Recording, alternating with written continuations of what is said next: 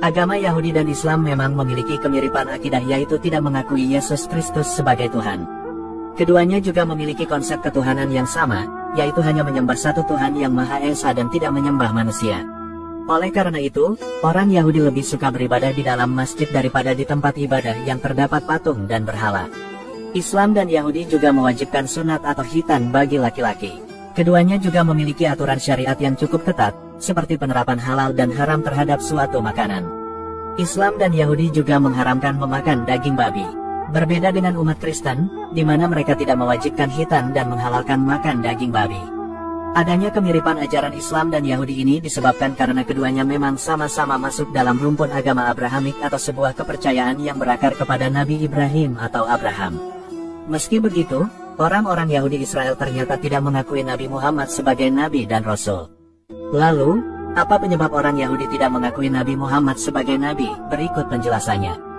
Dikisahkan, dahulu penduduk kota Madinah banyak sekali dihuni orang-orang Yahudi. Sejarah banyaknya orang-orang Yahudi di Madinah ini berkaitan juga dengan petunjuk di dalam kitab suci Taurat mereka.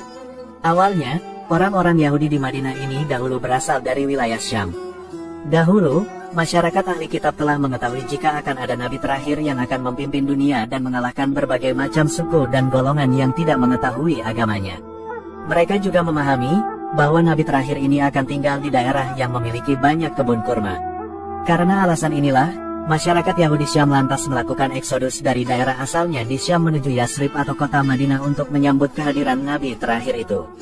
Dalam kitab Ar-Rohik Al-Mahtum diterangkan bahwa Yahudi di Madinah aslinya mereka adalah Ibrani, namun setelah mereka pindah ke daerah wilayah Madinah dan Mekah, mereka lantas melebur dengan kultur Arab, baik mulai dari cara berpakaian, bahasa, sampai tradisi dan kebudayaan.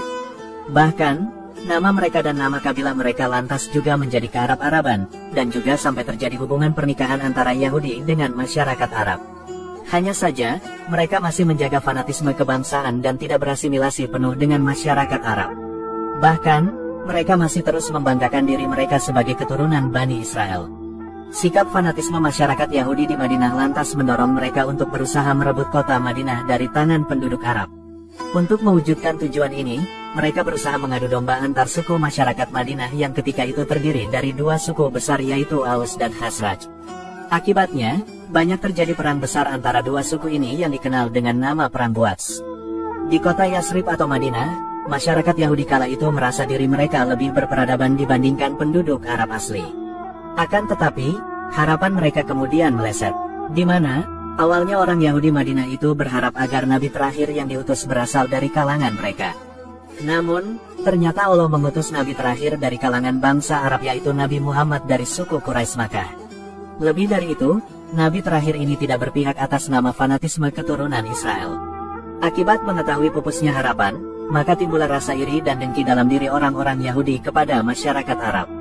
Tidak ada pilihan lain bagi mereka selain kufur terhadap nabi terakhir itu. Padahal, mereka sudah mengetahui akan ciri-ciri nabi terakhir sesuai yang ada di dalam kitab Taurat mereka. Orang-orang yang mau mengakui akan kenabian Nabi Muhammad hanyalah orang-orang yang masih berpegang teguh terhadap ajaran kitab Taurat yang asli. Salah satu orang yang mengakui kenabian Nabi Muhammad adalah Pendeta Buhairo. Beliau adalah seorang pendeta yang sangat menguasai isi kitab Injil dan memahami betul ajaran kitab Taurat Yahudi yang masih murni. Mengingat, kitab Taurat dan Injil kala itu isinya sudah banyak dimodifikasi dan tidak asli lagi. Pendeta Buhairo masih bertauhid kepada Allah, dan tidak mengakui Nabi Isa sebagai anak Tuhan. Di antara tanda-tanda kenabian Nabi Muhammad yang dilihat Pendeta Buhairo adalah, beliau melihat awan yang selalu menaungi Nabi Muhammad kemanapun pergi. Pendeta Buhairo juga melihat pohon merunduk saat Nabi Muhammad berteduh di bawahnya.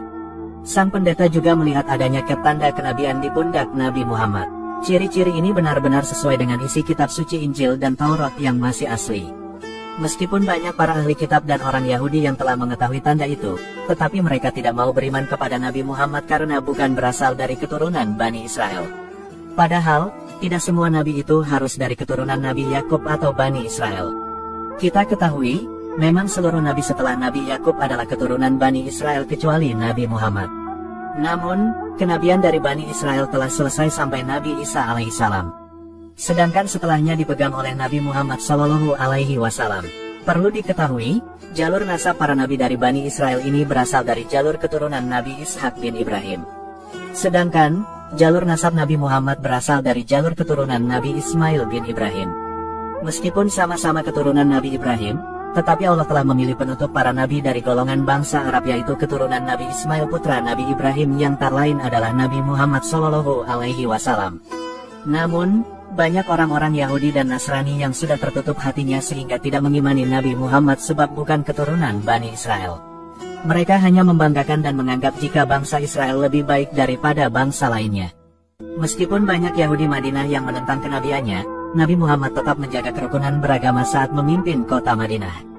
Nabi Muhammad senantiasa berusaha menjaga kerukunan dan melindungi seluruh penduduk Yasrib kala itu.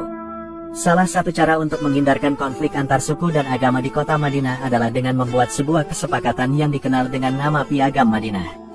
Nabi Muhammad juga meletakkan dasar kenegaraan dalam Piagam Madinah itu dengan mengadakan persetujuan dengan pihak Yahudi atas landasan musyawarah dan persekutuan yang erat. Kaum Yahudi menyambut baik Nabi Muhammad atas tujuannya menyatukan masyarakat Yasrib. Nabi Muhammad juga bermusyawarah dengan para kepala suku Yahudi yang selama ini lekat dengan konflik, baik dari suku Quraisy, suku Nadir, dan suku Qainuqa. Begitu juga dengan kaum Nasrani, semua pembesar suku didekatkan oleh Nabi Muhammad. Nabi Muhammad berhasil menyatukan masyarakat Madinah dengan ikatan perjanjian persahabatan dan persekutuan serta menetapkan kebebasan beragama. Namun, Nabi Muhammad sesuai musyawarah juga menetapkan hukuman bagi siapa saja, dari kaum manapun, dan dari suku apapun yang melanggar kesepakatan dalam Piagam Madinah. Namun di tengah perjalanan, banyak orang-orang Yahudi yang melanggar kesepakatan Piagam Madinah. Mereka bahkan menentang dan meragukan kenabian Nabi Muhammad. Suku Yahudi pertama yang melanggar dan menentang perjanjian itu adalah suku Bani Qainuqa. Bahkan, banyak dari kaum Yahudi yang berkhianat, melawan, dan juga memerangi kaum muslimin. Akibat pelanggaran dan pembangkangan itu, banyak para imigran Yahudi yang menerima sanksi dan diusir dari kota suci Madinah.